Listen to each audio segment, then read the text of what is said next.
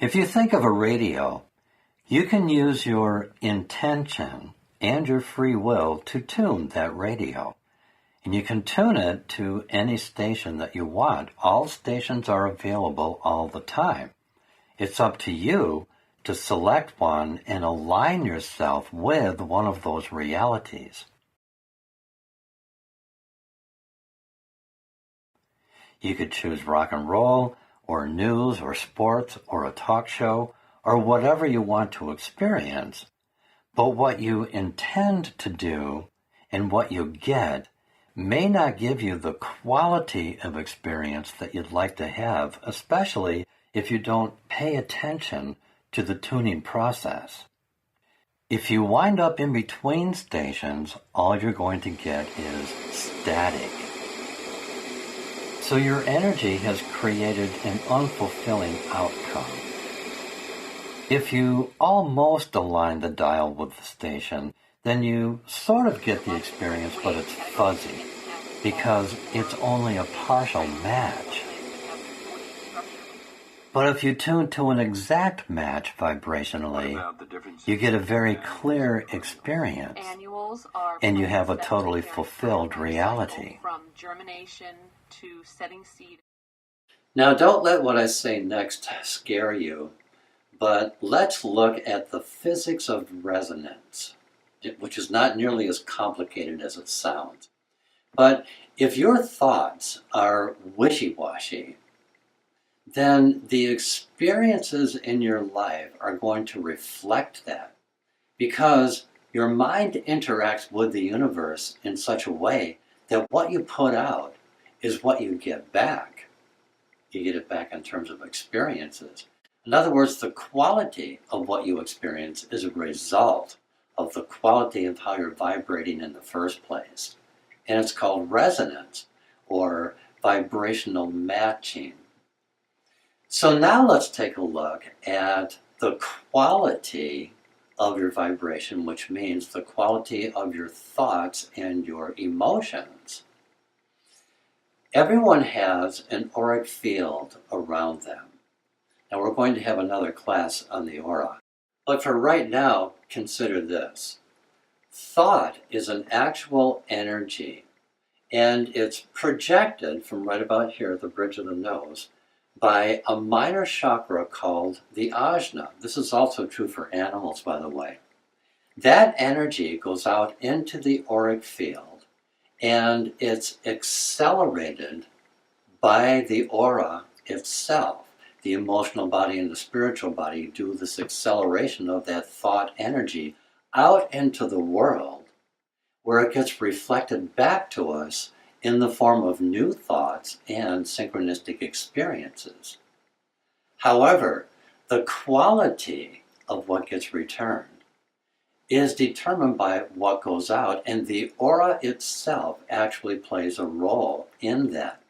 Because if there's a lot of unprocessed energy in the aura, kind of like debris that's left over from maybe not doing your spiritual growth work, that muddiness is going to impede the acceleration of that thought, which consequently changes the trajectory going out into the world, which means it's going to be a lower vibration, bringing back a lower quality of life.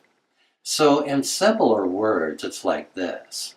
If the aura is cloudy or muddy or murky, and the thought is either scattered or negative, your experience of life is mostly confusion, and you don't really materialize anything. If the aura is muddy or murky and the thought is very clear, it gives you a very high percentage of negative reality. When the aura is clear, but the thought is either scattered or negative, you get about a half positive and half negative reality. However, when the aura is clear and the thought is positive, then the majority of what you create for yourself is positive. And this is why it's so important to work on your spiritual evolution. Now, we're not talking about religion here. We're talking about self-awareness, which includes learning about your ego, learning about your responsibility for the choices that you make, and things like that. Okay, it's time for another mind game. In this game, we're going to be playing with a lemon, experiencing a lemon. And imagine a fresh lemon. And let's say that just a few seconds ago, it was cut in half. And so you're looking at a fresh half lemon. See the juices. Now imagine picking it up and bringing it close to your nose and smell that lemon. And now, with your tongue, lick some of the juices so that you can taste the lemon. And now sink your teeth into it and take a bite and suck on those juices. Now I'm going to guess that your mouth is probably salivating right now, but yet there was no real lemon. It was all in your mind. The point of this game is that the physical body responds to the mind. It reacts to thoughts and creates reality in physical experiences. Now, if you remember, everything is about vibration. The reality that we experience is an interpretation of vibrations. Vibrations that are picked up by our senses, and whether they're real or imagined, whatever we taste, whatever we smell, whatever we see, whatever we hear, whatever we touch, whatever we intuit, is interpreted into a reality that we experience, and the mind is the key. When the mind is properly trained, it can activate your unlimited potential. So let's have a little recap on thought, consciousness, and reality. First of all, what is consciousness? Well, it's a collective of aligned thoughts. It could be considered to be a combination of awareness, perception,